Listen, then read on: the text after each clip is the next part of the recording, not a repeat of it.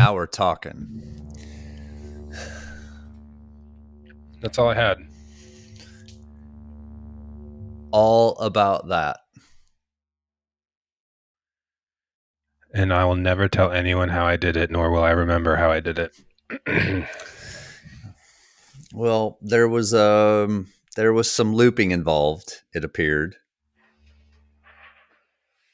Maybe, or maybe not. Maybe it just repeated with me playing the same thing really fast.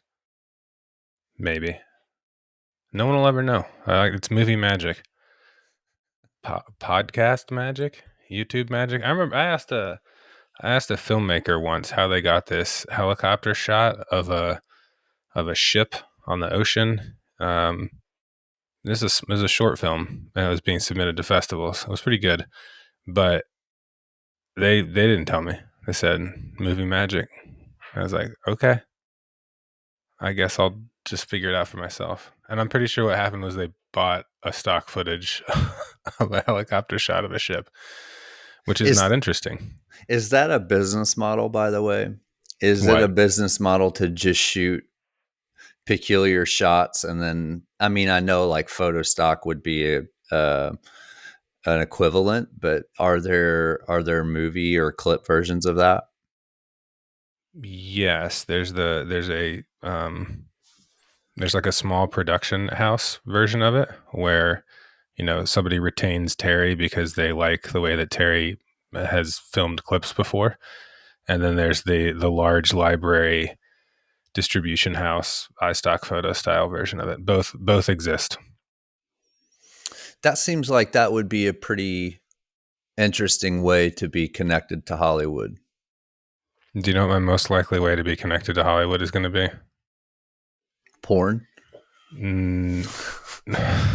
I was thinking on the production side. Porn production? Do they use robots? Robots are my most likely connection. Yeah, that would be fun too. That would be interesting. I think like camera rigging, any sort of automation, dollies, grips. These are words. They don't necessarily mean what I think they mean, but they are words related to how you make a camera shoot video of a thing. Isn't it wild that type of thing it's not wild, but as I get older, the movie itself, the production itself, the song itself, the blah, blah, blah itself is not interesting to me anymore. It's the way the thing's created. It's all the behind the scenes stuff, like the sets that are built, or if it's CGI, the screens, the animation, all of the sort of mechanical stuff that goes into the sausage making of production. I'm really interested in. Like, I would watch a movie about making a movie. I think that would be, I'm sure it exists. So before anyone shames me, I'm sure it exists, but I think that would be fun. I think you're behind the times on this, meaning the way to watch an engaging behind the scenes on learning the industry and learning how to shoot movies is to get on TikTok, maybe Instagram. A lot of times it ends up on Instagram after it's already been on TikTok for a while. But there's a lot of really technical behind the scenes stuff on the video based social media sites. TikTok's my line in the sand. What about factory TikTok? How do you feel about that? What about what? Factory TikTok. That exists? There's like not only does it exist, there's a huge chunk of day in the life of making, I don't know, take your pick, rubber gloves, rubber duckies, harmonicas, cars, robots. And it's like, here's some random factory person showing a day in their life of how they make it. It's how it's made, but fast forward to 2023 and the ads are structured differently. So the people that are actually making the content don't get paid anything. And the production schedule is really short. I'm telling you, man, there's a whole world out there. I know. I don't like see. Yeah. For that to enter into the list, something has to go, and I'm not sure what would have to go. Never exercise again, and instead watch factory TikTok videos. This seems like a no-brainer to me. That should set me up for success. Yeah, it's a sure thing. What are we doing today? Well, this is to this point in our youngish podcast lives. This is my favorite episode. We've done it Your favorite once. segment? Favorite segment, yeah. This particular episode, I'm forecasting will be my favorite episode, but yes, my favorite segment was our 10 random question segment. All right. How many did you bring today? I brought seven. Um, I brought 12. yeah, but see, you cheated again. You told me this in advance. No, I went to an AI and I said, "Please, what was my cue? I said, "Can you write me 20 interesting questions to ask a stranger?" And all 20 of them were terrible. For example, what's your favorite book or movie? Oh, yeah. And I'm like, these are not good at all. So then I said, can you make them more unusual? And that improved things slightly, but still not great. If you could have a song as your personal theme song, what would it be? That's just your baseball walk up music. Boring. So I'm curious, was there a point in your life past age like 10 where what's your favorite book or movie was your conversation starter? I say this figuratively, not literally, but my favorite conversation starter is "What's your greatest fear?" Like, I mean, I don't literally say "What are you afraid of," but if I meet somebody, I want to know what they're afraid of quickly. Because you want to have that in the back pocket if things get sideways, or like what's the. No, I want to know. I want to know the deep, dark, connected stuff from whoever I meet as soon as possible. Because you could. I mean, you never know when you're going to get eaten by a bear or get in a car crash. You don't have all the time in the world to learn about somebody, and all people are interesting. I mean, not in all settings and not in all ways, but everybody has something interesting. So if I Yeah. can just get that without having to go through social niceties, that's ideal for me. And if I can do it while only being slightly offensive as opposed to coming off like I really don't know how to interact with the person, that would be ideal too. Hi, I'm Russ. Can you tell me what your biggest fear is? Is that possible? Right. I Yeah. love Or it. like, hey, how are you? I'm Russ. What are you most passionate about? Yeah. I wish, yeah.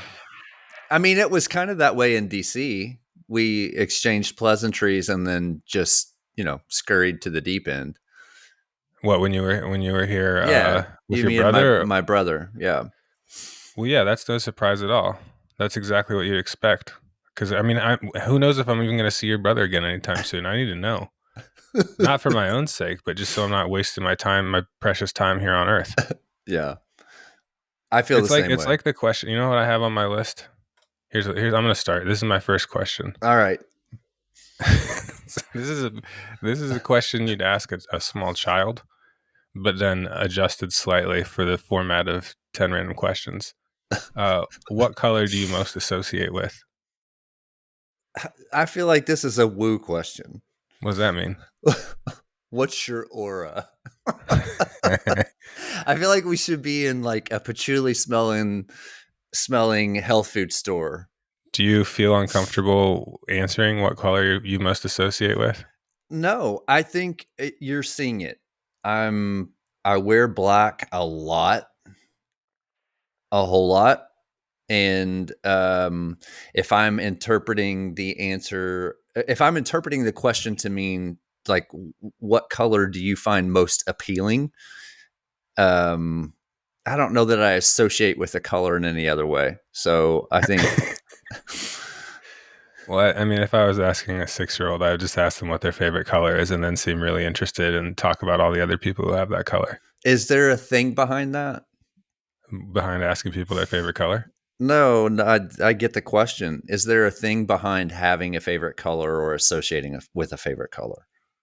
Yeah, well, I mean, I haven't done the science on this, but as you teach, say, a preschooler or a toddler about the world around them, one of the first things you do is teach them the things that they can wrap their head around and they interact with frequently. So there's always a lot of colors.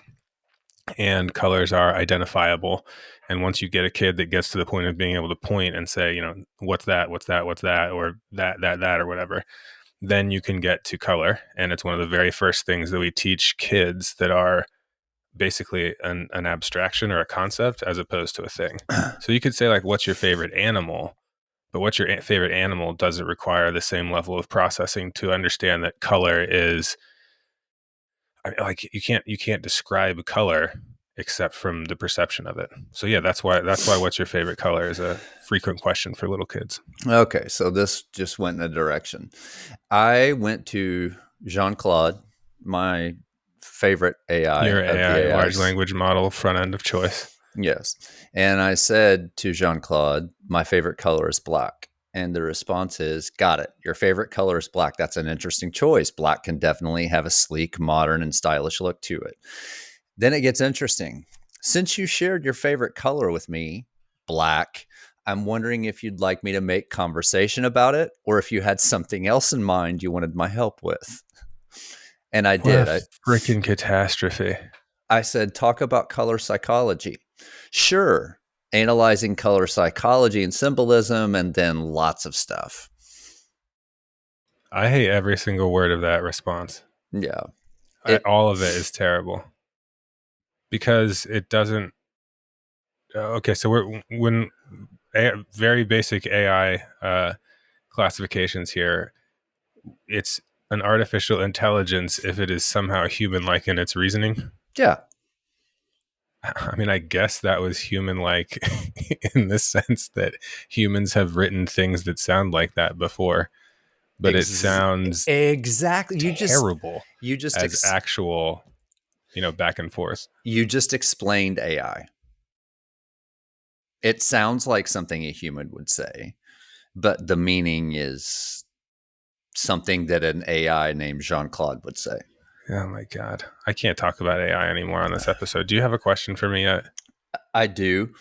Um, how hard do we want to go with question one? Like, and by hard I mean weird. 75 out of 100. What is the origin? This is a two-parter. Okay. I'm going to make you use the internet. Yeah. Part one of the question. I'll start with the second part first. Who wore it first, male or female? And what is the origin of the thong? Probably men wore it first, and it probably involved running Too or many, some sort of contest. too many Do you have the probablys. answer? I Do you have the don't. answer? I want you to have the answer. All I want you to type, right. even if this is a made up answer. By the way, do you wear thongs? Like, is that a article of clothing that you? Wait, are you talking about the foot thongs or the pants thongs? I'm talking about the things that go under the pants thongs. No, I don't wear those, but I mean, I don't have strong takes on, yeah, men. The thong, like its probable predecessor, the loincloth, was one of the first forms of human clothing and thought to have been worn mostly or exclusively by men. And obviously, it is thought the thong was probably originally developed to protect, support, or hide the male genitals. And that's just from Wikipedia, and that's right in the front. And I think Wikipedia has clearly thought this through exactly as much as I have. It's to keep the junk semi-contained, and that was the point of the thong. And See, I haven't worn a loincloth or a thong, but I just wear pants, so I don't have a reason to need to protect anything in a different way. yeah, I thought going into that question that it was male. I didn't know for sure. Neither I does thought, Wikipedia, but it's pretty sure. yeah, It but the doesn't know for loin, sure, but it thinks so. Yeah. the loin, I'm the loincloth angle makes perfect sense to me. Okay. I have a nudity question for you, but it's Oh probably my. not what you expect. Okay. Let me make sure I get the wording of this right. It was very funny to me when I wrote it. Okay. It's kind of a loaded question, actually. Are you in favor or against the single exposed breast on the state flag of Virginia, and on what grounds?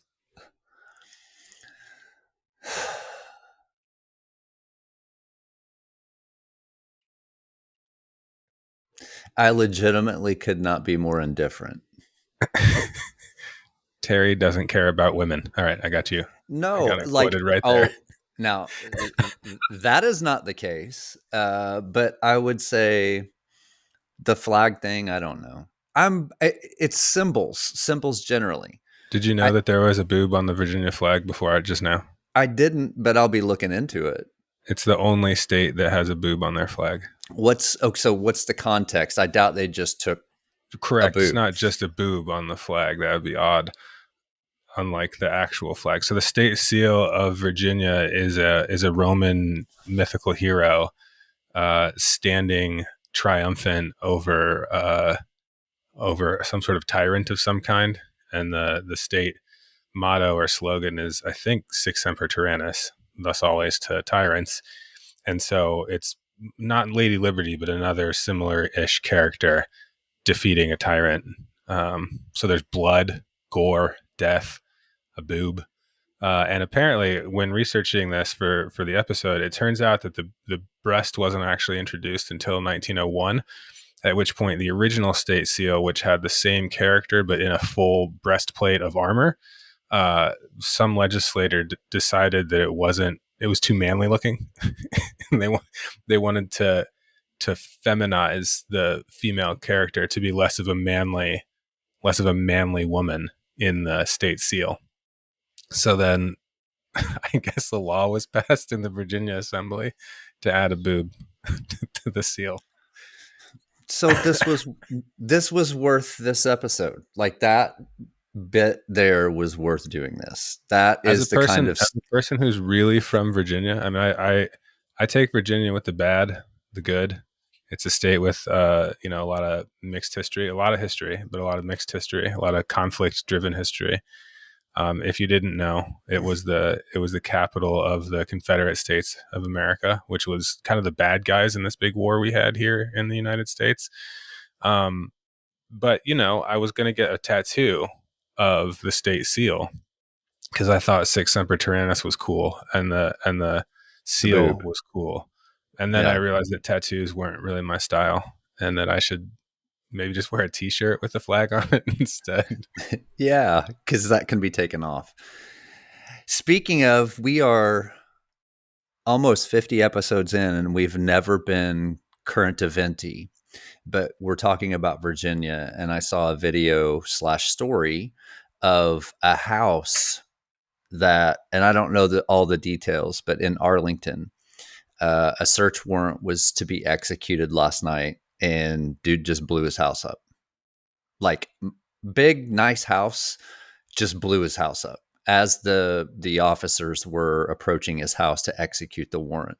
Whether he was there, whether it was remote activated, I don't know, but someone from across the street captured the footage. It's one of the most amazing things I've ever seen. It's a really unique story. Yeah, national news. I was pretty sure as this was unfolding in my friends and family's text messages yesterday. Um, I was pretty sure that before I saw the video of the exploded house, I was pretty sure it was going to be national news anyway. When I realized that the actual explosion and flattening of the house was caught on video, I was like, this is going to be, everyone's going to want to see this video around the whole world, which is not necessarily great. Sad situation. Details still developing. Nobody really knows what the deal was. As of last night, an hour after this house exploded, there were no injuries reported, which is Bizarre. weird. Yeah. And the person who was having the warrant served on them was unaccounted for, either because they were in a house that was exploded or because they're just missing. Yeah. Anyway, so sorry to take that from boob to state flag No, it's all to, it's all Virginia related news. yeah. I'm always ready to talk Virginia. I will say this about Virginia. It's like Kentucky in some respects, but better in that the western part of the state is beautiful. Granted, might be a little peculiar out there, but it's beautiful. And there are parts of the other coast or the other side that are obviously a coast that are beautiful as well. I enjoy that aspect of Virginia. Virginia also has that DC funk around that area that I'm not super fond of. Virginia's, Swamp gas. yeah, it's a lot of things, which I think probably most states are, but Virginia is interesting that way. The trick to finding out how most states are that way is find somebody who's from there and likes it, as opposed to somebody who's from there and feels stuck there, and then they'll just talk to you all day about it, Yeah. the whole day. All they'll ever talk about is their state. I know a couple other people from Kentucky, and if I ever want to have a really light load in terms of the conversation, I just ask them some things about Kentucky and then seem interested, and then I don't have to talk anymore. Well, you just explained the key to coming across as likable and personable across the board. Seem That is interested. correct. There's a book about that. Have you read How to Win Friends and Influence People? We talked about that before. It should have been a pamphlet, but pamphlets were out of style by the time that book was written. Yeah, and what's interesting is sometimes I have to fake that. Like I have to really, that's a discipline. But a lot of times, especially if the person's interesting, I would rather just sit and listen. I prefer not to talk. So that comes easy for me. It so one of my more off-putting habits in conversation is that I'm generally either fully and all the way interested in whatever the conversation is I'm having, or I'm fully and completely disengaged and do not want to talk right then. And so I might be a very warm and personable interaction one day, and different circumstances, different mood, the winds have changed. I just don't want to talk to people. But and it's not like I don't want to talk to people for a week. It's like I don't want to talk to people now. So then I just don't say anything. And I don't make conversation. I don't, I might not even say hi. And then the rest of the time it's like, oh, who's this? Who's this happy guy that's ready to chat? Yeah. There You're probably giving the impression that either you forgot to take your meds or you're mysterious. You're mysterious. I think that a lot of, I mean, I don't want to talk too much about myself here, but I think that more people think that I'm mysterious Yeah. than should, because I think I'm not mysterious at all. I think people get confused by the extent to which what they saw was actually the entire hand just laid out in the first 2 minutes. Like it's not going to change after that. It's exactly the same in minute two as it is 20 years later. Yeah. What's my second question? You just asked the state flag. No, what's your second? Oh. The second question that I have to answer? That was a good first question, by the way. Underpants history. This is my favorite segment. It really is. All right. So, I'm assuming you had pets as a kid Yeah, and an adult. and an adult. Have you ever named a pet its color? Brownie, blackie, whitey, spot. I have an orange gecko that I didn't name, and it's named Goldie. But that's not its color. I mean, if you squint, it's like somewhere between goldfish colored and tan. So I don't know. I thought about this question well before I came up with the other ones Yeah. because I had an alcoholic neighbor. So I grew up, little backstory. I grew up, and I think you know this backstory, very poor in rural southern Indiana. And we had in this little section that we lived in, the house that we lived in, on either side of us was a father. He lived in a trailer with his wife. And then the other side was his son. And his son's nickname was Bones, if that gives you any indication about the quality of lifestyle in that area. Well, the father was a raging alcoholic, case and a half of Wiedemann a day. And they always had a dog over the years and years and years that we lived there. And the dogs varied in color, but their name was always the color of the dog. And so, anyway, that was a memory. You ever have just like random memories pop up for no reason about stuff like that? That was a memory of mine the other day, and I thought that's an interesting question. I wonder if Russ has ever named his pet after the color. No, no, but it's something I would do.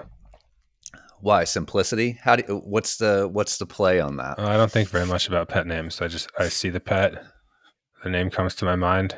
That's the pet name. Yeah. The pets that I named a dog Rex. Um, I named I had a pair of mice, a gray one and a white one, and I'd been playing Halo 2 a lot at the time. I was in college, and I named one of them Master Chief and one of them the Arbiter, which are the dual protagonists of Halo 2. And I kind of gave it zero thought. I was playing Halo. I bought mice. I named them after the characters of the game I was playing. That was So it. I don't care about the names now. I want to know why you bought mice. My friend bought mice, and I played with them one time, and I was like, "These things are adorable and very fascinating." So I had mice. I had a tarantula after that my wife named Fluffy. She was like, "You can have a tarantula, but you need to name it Fluffy." So we named it Fluffy. Fine, I didn't care. It's a tarantula. It's not going to respond to its name anyway. What did you feed said tarantula? Um, Crickets. Any So I had to breed crickets then I had a tarantula, and then I was also breeding feeder crickets. second order effects? The stench of crickets pooing is not great, and that was probably the biggest regret about the tarantula was I didn't like breeding the crickets. Felt wasteful to have to go to the pet store every week to buy a sack full of crickets to then feed one of them to the tarantula. But so then I bred them, but then breeding them, while interesting to keep track of how I didn't breed them. That's not fair. I kept them Allowed them. alive. Yeah. Yeah, I did. I didn't. They didn't progenate under my under my care, but they didn't die. So yeah, keeping the crickets, I didn't realize how much smelly little poop crickets would make, and I wasn't a big fan of that. The Uh, tarantula was cool though. what about the noise? Jesus, crickets are not quiet I don't remember beings, it being a big issue. The mice really. were nocturnal, and they made a lot of noise at night. I bet. So okay, so any close calls with the tarantula? I never handled it. They're basically like collected in the wild in the deserts of Mexico or South America. And the one I got was probably bred in captivity. But they're not meant to be handled. And also the one kind I had was basically harmless. Like it had two defense mechanisms. It can bite you, which would feel like a less than a bee sting, and it could like rub its legs together like this and basically flick its little hairs from its front legs into your skin, and they're an irritant if they get in your skin. So the worst risk with a tarantula would be one of those hairs gets in your eye or your mucous membranes or something like that. But there was no reason to handle a tarantula, so I just didn't handle the tarantula. Hmm. The mice, on the other hand, were very social and they liked to be held and pet and played with and stuff. So I held the mice all the time. Do you know what the actual conclusion of the story was? I had all these weird pets because I just wanted a dog, but like I didn't know I wanted a dog until after I had all these other worse pets, and then I got a pet. Then I got a pet dog. All these other worse pets. Yeah, when like when's the boa? When do you get the boa? That I don't like seems like a snakes. natural progression. No, the gecko we got the dog passed away, went over the Rainbow Bridge in 2020, and the gecko was a school pet for somebody in the area, and the teacher took the gecko and the tank home and then put it up on a classified saying, "Hey, I have this class pet, but it was supposed to be at a different kid's house every week, and instead it's in my house all the weeks. Does anybody want this?" So we got a gecko. That one It's I did re- not bring in the house. I think it's really hard to have children and a pet. I personally do. I found that to be difficult. I think I could probably handle a cat, but one of my kids likes cats and the other one likes dogs. And I mean, the gecko is enough. That's all the pet I want right now. And Yeah. I don't take care of it. I sometimes clean the enclosure. I will say, the last gecko story though, I was riding down the street on my bike on the way back from dropping a kid at daycare, and I saw this big aquarium. So think like like the type of aquarium you'd get your kids for a goldfish is, a foot and a half long or something like this. This is twice that. And geckos, we have a crested gecko. Crested geckos are arboreal, meaning they're tree dwelling, and they like to climb and jump. And I was like, we need more height for the gecko. And this aquarium was just sitting on the side of the road. I'm on a bicycle. I'm like 3 miles from home. And I'm like, I'm taking that aquarium home. So That's the universe. I strapped the aquarium to the front of a bicycle and rode through Arlington where a house exploded yesterday. Not in the same neighborhood, different neighborhood, but not too far. And I rode my bike home with a big dang aquarium strapped to the front of it. And it had been like landscape oriented for a lizard or something like that. And it And had you this had little that baby background straight on up it. and And I'm down. like, let me just flip that on its side and peel off the desert themed background. And now I've got a nice new tank for the Yeah. gecko. And now she's got some height. I built some backdrop stuff in there with some foam, and yeah, she seems to live happy is too strong a word because she's a gecko, Yeah. but she seems to live a contented life. A non-agitated life. Yeah. I don't know that I would recommend a gecko as a pet. If you're gonna get a weird pet, I'd go with emperor scorpions. I'm there. There's no room at the inn for pets. I'm done. What about what? They're black, Yeah. like all black. These are these big hand-sized scorpions, I don't see. super black. I don't want something that through negligence or an act of God or terrorism could get out and cause me problems. I don't want that. I don't So you're want not gonna get a boa constrictor. ever, nor will I go visit somebody that has one. My greatest fear, because this has happened, granted, it's a black swan event, but it has happened, is someone's pet reptile, snake, has gotten out of a cage, made its way into the sewer, found its way through the webbing piping of sewer, and ended up in someone else's commode. That's happened a bunch. Not a whole bunch, but it's happened. So is your concern finding an exotic pet in your toilet then? Okay, here's where this trauma stems from. The year is circa 1984, 1983. I'm in one of the very early grades. Yeah. We had a rental house that was on the property of a landfill, and I came home. My mom had a cookie jar in the kitchen, looking out this window, very tall window. And so I climbed up on the counter to get the cookie jar, and there was a black snake wrapped around the curtain rod. And I was face to face with this thing, and its blue tongue that I'll never forget, the shade of blue. It's not a blue that you would find anywhere else in nature. This thing's tongue was like sticking out as it was coiled around that. We had to get the game warden, lived not far from us. He came and got the thing off the curtain rod. Those things, when frightened, emit a really nasty odor, and so that's why I will never own that type of pet. And Wait, hold on. Is this a non-native snake? a black snake, very native to my area. Okay, so this is like a snake that was supposed to be outside, got in your house, Correct. not a Correct. snake that is somebody's exotic pet. Correct. How do you Now, feel about snakes now? I would swerve my car to run over a snake. That's how I feel about snakes. Did I just use a question on how do you feel about snakes? You did. No, you Dang. didn't. You didn't, because it's a sidebar. But yeah, I don't care for snakes, nor would I go to anyone's home where I knew they had a snake in a tank. Do you ever go look at snakes for fun in the No, reptile house? no, I hate them. I literally, I hate them. I Can you name despise all snakes. 4 species of venomous snakes that live in the continental United States? Rattlers, moccasins, What's the uh, full form of moccasins? water moccasin. Yeah. I think we have king snakes in the Southwest. We have king snakes, but they're not They're venomous. not venomous. Yep, Rattlers, two more. Water moccasins.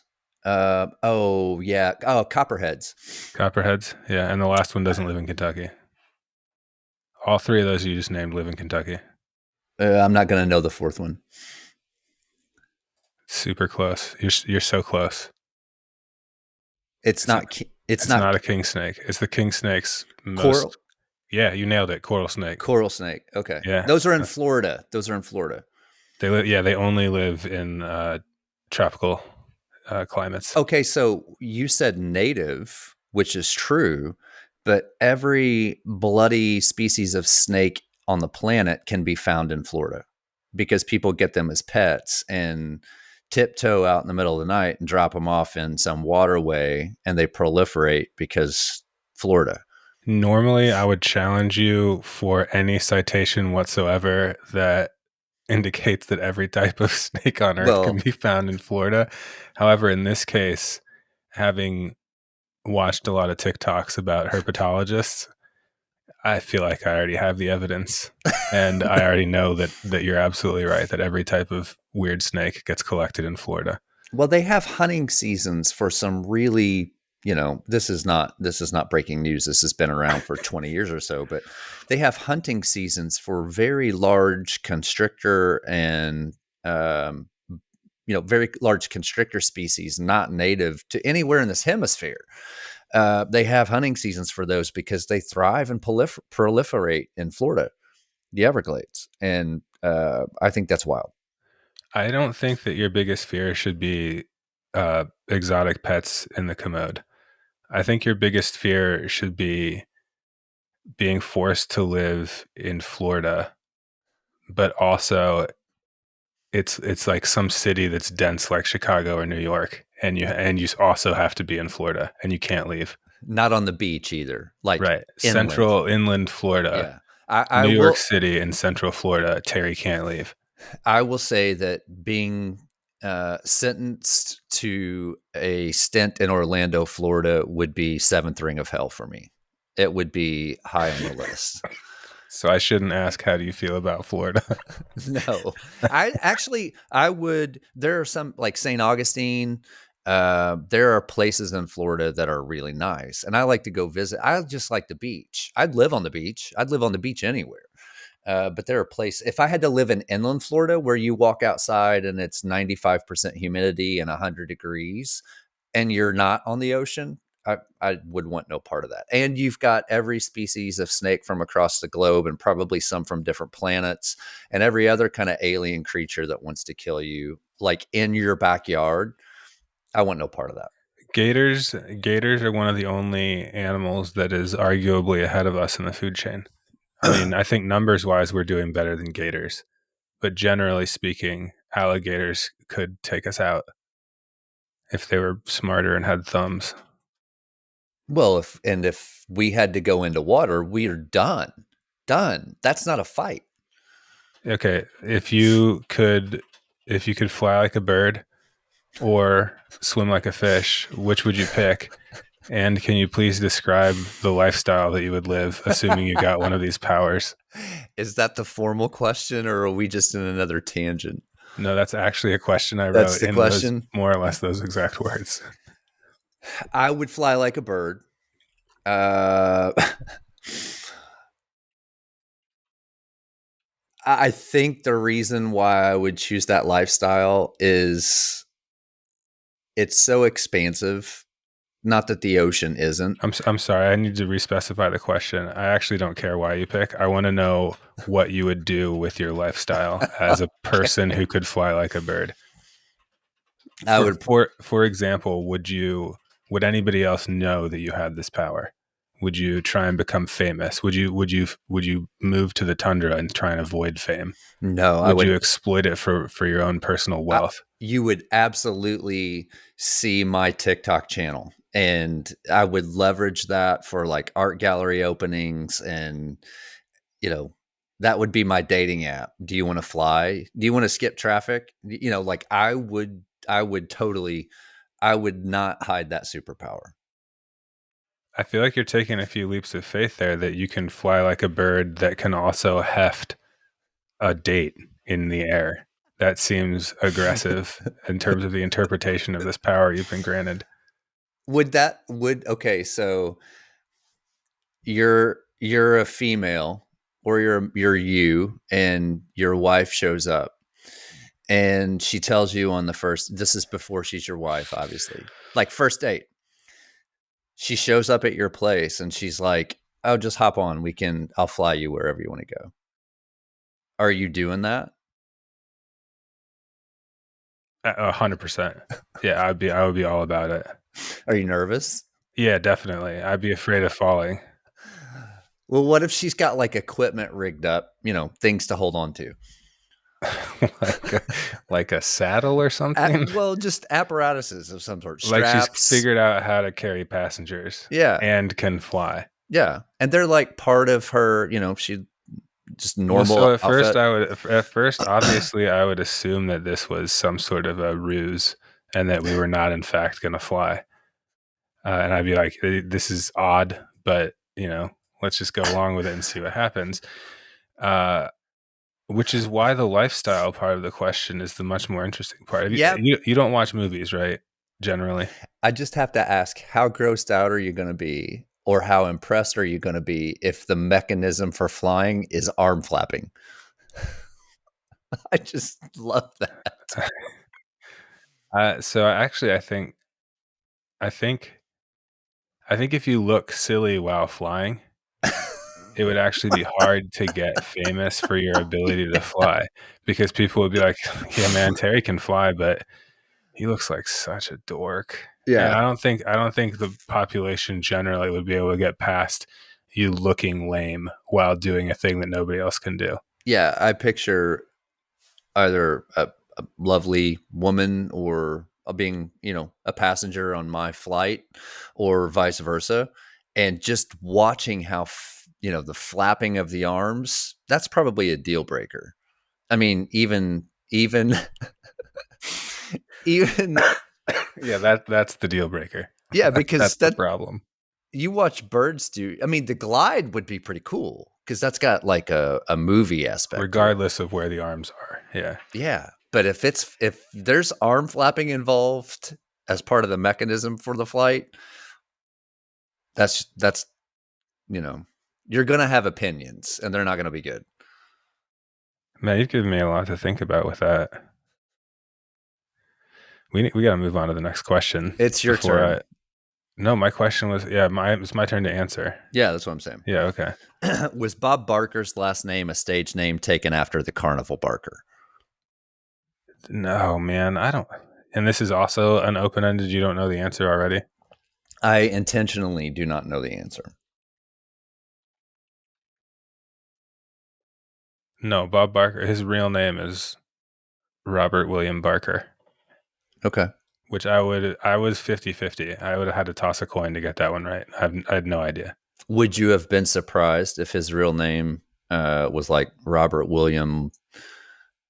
Anything? No. If it was a stage name, I would absolutely have believed that an alliterative name like that was in fact a stage name. Yeah. I think the synergies there are pretty strong. All right, I have another question for you. All right. It's related to looking cool. If you got corrective vision surgery, LASIK or PRK or something like that, and now you don't need glasses anymore, would you consider continuing to wear glasses as a fashion statement? No.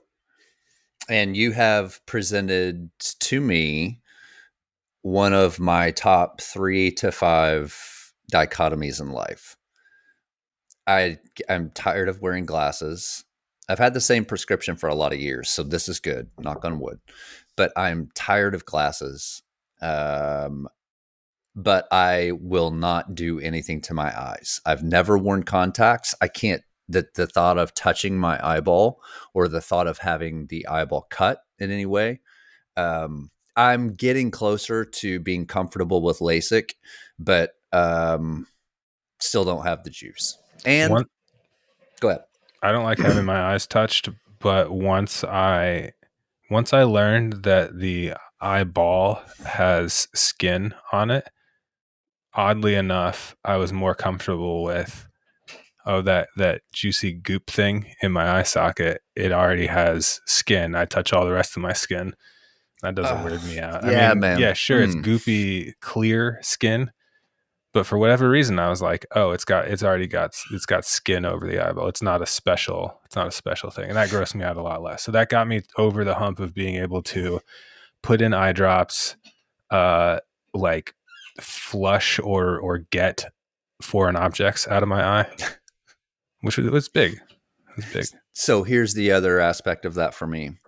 I'm all about risk mitigation, and there is a non-trivial risk of incorrectable complications from LASIK. Now, granted, that's been engineered down to a small risk, Right. but there is zero risk for me putting a pair of glasses on my face, and for me, that is part of the calculus too.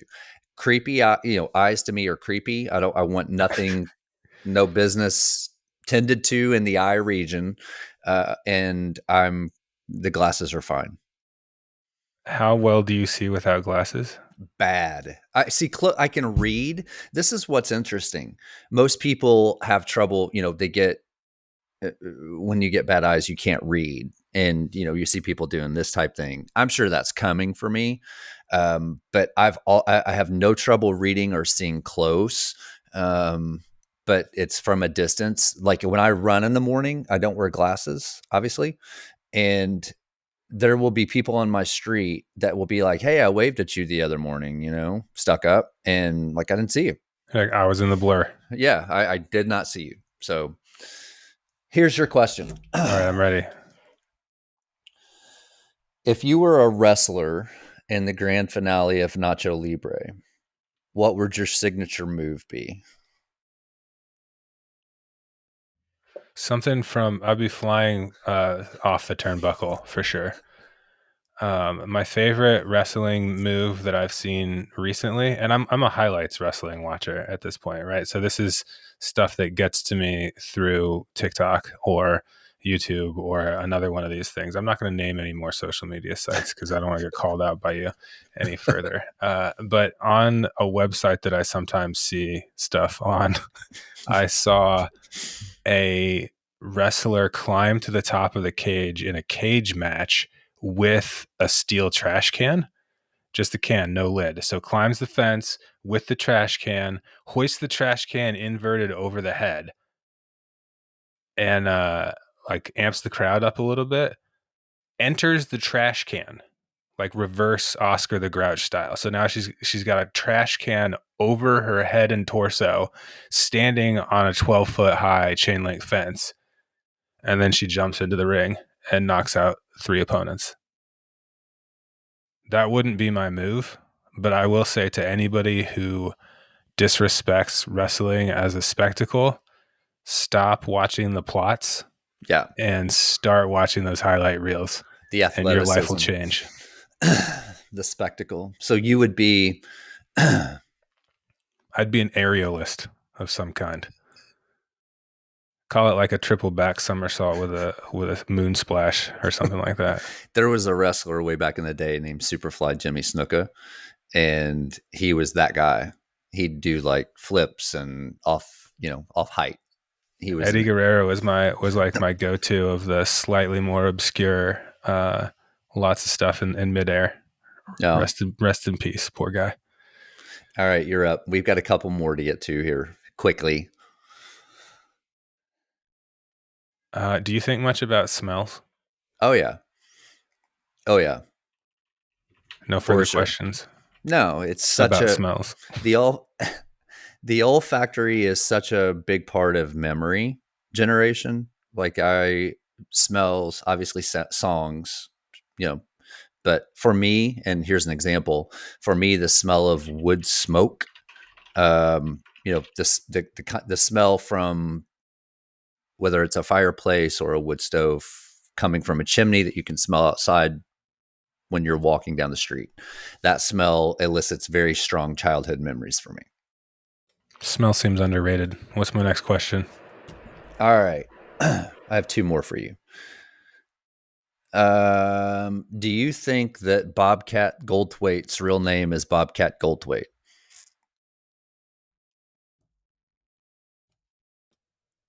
I think that it is, but I can't remember. I've known this at some point. Am I supposed to be looking it up? Well, I'm looking for the answer. So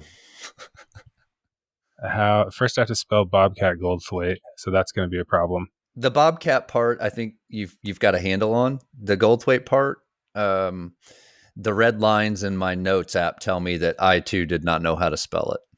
His real name is Robert Francis Bobcat Goldthwaite.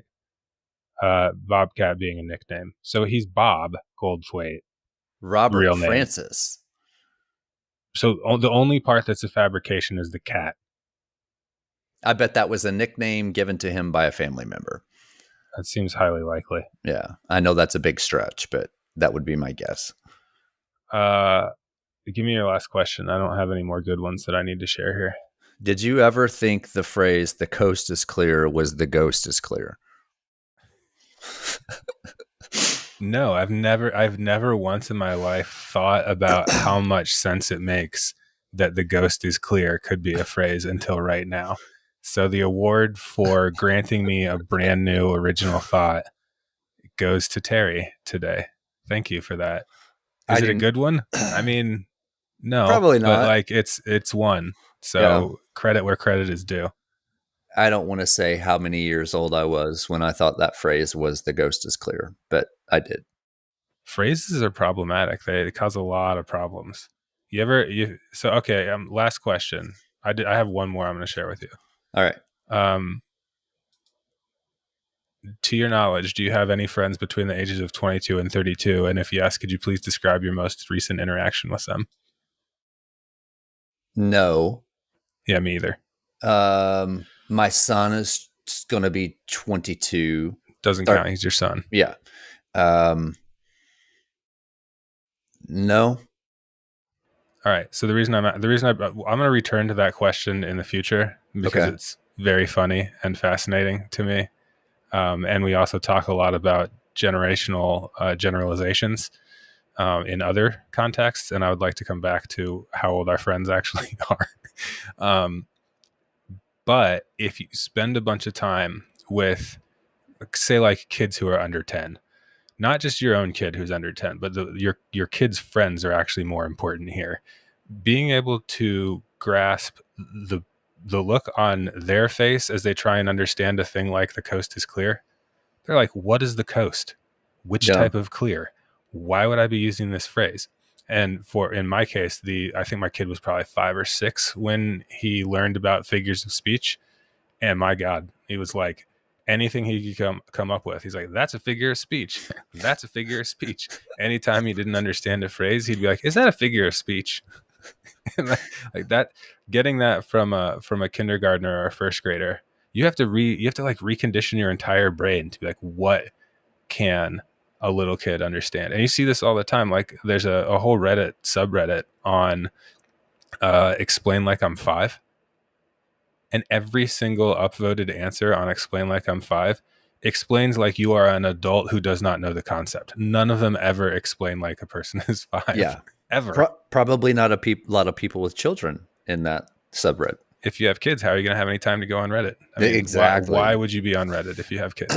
So here's a final thought. This was not a formal question. Do you think whether it's pets or children that anyone outside of the household really likes your pets or your children? Uh, Like genuinely likes. yeah, I have concrete examples. I mean, there are kids in the neighborhood. I mean, not their age, yes. Adults, I should No, specify. there's kids in the neighborhood that I like. And from the time I knew 4-year-olds who were not my own kids, there have been kids I didn't like. Oh A yeah. lot of overlap between parents I didn't like and the kids I didn't like. It's funny how that works. But yeah, there are kids in the neighborhood who I am more friends with the kid or on friendlier terms with the kid than with their parents. And it's like more than one example. There's a small handful. And then pets, definitively, I know people who like other people's pets, mostly dogs. Yeah. But people who like dogs mostly like 85% of dogs anyway. Yeah. Oh, So but it's kind of a cop out. I like dogs generally, but it's very rare that I'm like, oh, I like this person's dog. I can decisively say that you're not a true dog lover and you're the odd one out here. So for me, it's how well behaved is your dog. If your dog is jumping on me and licking me, I'm not a big fan of your dog. If your Yeah. dog is like, I'll just wait it out, and you If want to, you answer a personal ad and it says must love dogs, whoever, and you're like, I love dogs. I'm a dog person. yeah, And then they see you interact with other people's dogs, well or badly behaved, they're going to feel like they were sold a false bill of goods. yeah, this is true. But That's we should do a dog episode. 100% Let's because do a dog episode. I've got tomorrow. All right, let's do Tomorrow, dogs. yeah, whatever was scheduled is bumped. Now Tomorrow is it's dog. dogs. Yes, because I have, and I want to start with the question, not Wait, hold today. on. Do you have a bone to pick? Oh, God. Well played. Well played. Yeah, I do. Not a bone to pick, an observation that I would like to dissect. All right, there you have it. That's the teaser for tomorrow. See you next time. Tomorrow, Bye, Terry. have a good afternoon.